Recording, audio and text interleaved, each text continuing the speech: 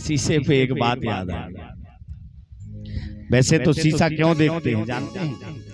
शीशा हम लोग इसलिए देखते हैं कि ताकि हमें ये एहसास हो सके कि हम राजा हैं, तो हमारा कर्तव्य है कि हम राज को अच्छे से चलाएं।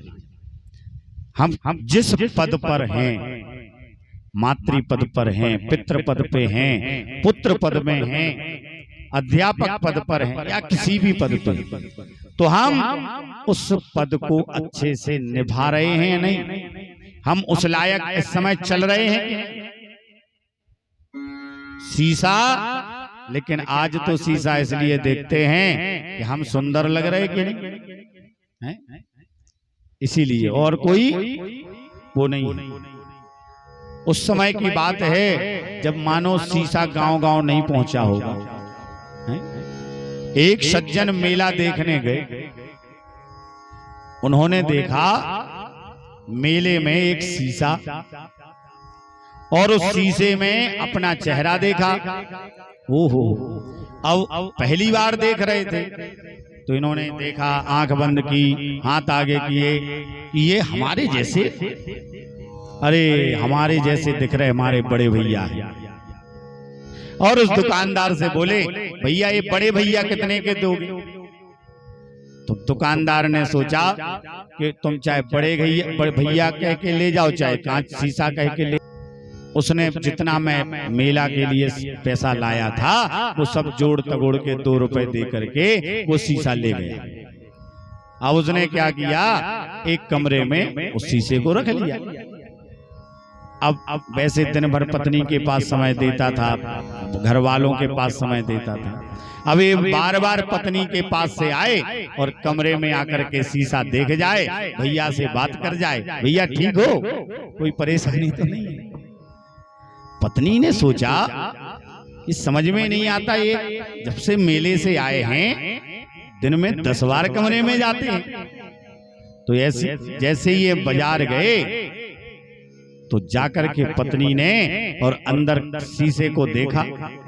ओहो, अब उस पत्नी ने भी कभी शीशा नहीं देखा, तो उसने अपना चेहरा देखा, अरे मेरी सौतन ले आए, इसलिए ये बार बार मेरी सौतन से मिलने आते हैं।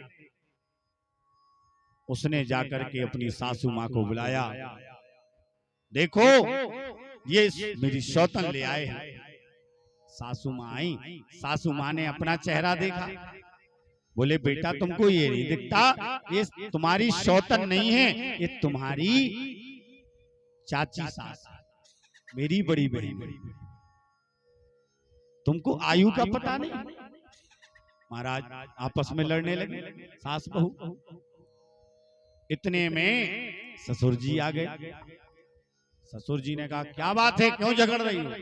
बोले कुछ नहीं, देखो आप स्वयं देख लो इसमें कि ये इसकी सौतन है कि मेरी बहन है। ससुर जी ने जब शीशा देखा तो उनको अपना चेहरा दिखा। अच्छा बाबूजी आप हैं? क्यों, तुमको ये नहीं दिखता कि इनकी बड़ी बड़ी मूछें हैं? ये हमारे बड़े भैया हैं, तुम लोगों को समझ में नहीं आता? भैया इतने में आपस में लड़ाई झगड़ा करते हुए शीशा उठाया, इनने देखा, उसने देखा, उसने देखा, और वो हाथ से छूट गया। तो शीशा टूटा, लड़ाई खत्म। कहने का मतलब कि शीशा उतना ने तुमने कभी देखा है कि शीशा कैसा होता है, और तुम्हारी शक्ल कैसी है? तुम्हें दूर से देख के लोग भगा देंगे। बोले देखो हम मायावी हैं, सुंदर स्वरूप बना लेंगे। बोले ये दांत कैसे मिटाओगे? बाहर निकले। तो उसने कहा घूंघट दे दे। इसने सुंदर स्वरूप बनाया और कहां पहुंच गई? जहां नंद बाबा के यहाँ बधाइयां हो रही, वहां जाकर के देखा कि अरे मथुरा से कोई रानी आई है। किसी ने पूछने की हिम्मत नहीं,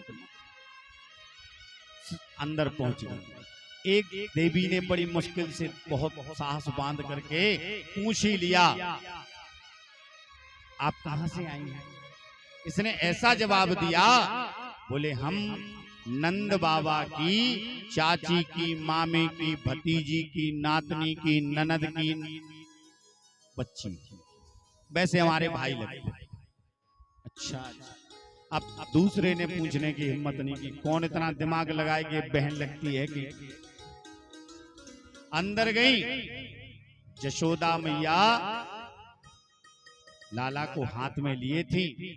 जसोदा मैया से लाला को लेकर के और इसने खिलाते हुए बाहर ले गई। अब कन्हैया ने सोचा, और इसने क्या किया, विष पान कराने लगे।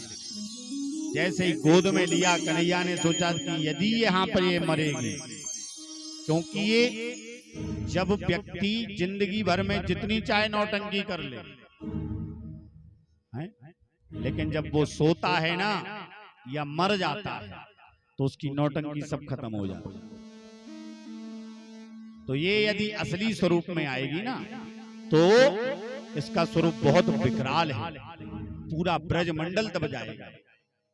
तो भगवान ने उसको उड़ा करके मानो बहुत दूर ले गए। और जब बहुत दूर ले गए भगवान, वहां जैसे ही पूतना ने स्तनपान कराना चाहा तो कन्हैया ने नेत्र बंद कर लिए। तो कोई संत बोले कि देखो कन्हैया भयभीत हो गए, पूतना से डर गए। तो दूसरे संत बोले, ना बाबा ना, वो तो ब्रह्म हैं, वो क्यों भयभीत होंगे। उन्होंने नेत्र इसलिए बंद किए कि ऐसा ना हो कि यह पूतना पाप करने के लिए आई है और हमारी दृष्टि पड़ जाए तो इसके मन से पाप करना निकल जाए। एक संत ने कहा, नहीं नहीं, ऐसी बात नहीं। कन्हैया सोच रहे हैं कि मैं तो आया था माखन मिश्री खाने और ये मैया मुझे विष खिला रही है। एक संत जी बोले, नहीं ऐसी बात नहीं है। वो शिव जी का ध्यान कर रहे हैं कि देखो बाबा, मैं तो दूध पीऊंगा, आप विष पी ले। एक संत जी ने कहा, नहीं नहीं नहीं, ऐसी बात नहीं है। फिर बोले, कैसी बात है? बोले, वो कन्हैया ये सोच रहे हैं कि एक मैया ने मुझको जन्म दियो, बाकों में स्वर्ग दे दूंगो। दूसरी मैया ने मोकू पालो, बाको बैकुंठ दे दूंगो। अब ये तीसरी मैया भी दूध पान कराने आ गई, इसको मैं कौन सा लोग दूंगा। इसलिए कन्हैया ने नेत्र बंद कर दिए। मानो भगवान के प्रति अनेकों भाव प्रकट हुए। इतने में कन्हैया ने जैसे ही स्तन का पान किया और पूतना चीखने लगी। पूतना यानी रुक जाओ, मुझे कष्ट हो रहा है, मुझे छोड़ दो पूतना। तो मानो कन्हैया ने कहा कि मैया, पहली बात तो मैं जल्दी किसी को पकड़ता नहीं हूं, और जब पकड़ लेता हूं तो फिर जल्दी छोड़ता नहीं हूं। और कन्हैया दूध के साथ प्राण पीने लगे और पूतना का कुछ ही क्षण में देहांत हो गया। जैसे ही पूतना का शरीर पृथ्वी पर गिरा, कहते हैं 6 कोस में, 6 कोस का मतलब 18 किलोमीटर में उसका शरीर गिरा। अब 18 किलोमीटर समझ लो यहां से कितना दूर होगा है? अब इतने में आधा ब्रजमंडल दब जाता। अब यहां पर हाहाकार मच गया। कन्हैया को कौन ले गया? किसी ने कहा एक मैया आई थी, वो ले गई। कहां गई? इस तरफ गई। भागे भागे सब लोग गए। वहां जाकर के कन्हैया तो अब शरीर ही इतना ऊंचा है, दूर से दिख नहीं रहे। नसैनी लगाई, नसैनी से पूतना के शरीर पर चढ़े, कन्हैया को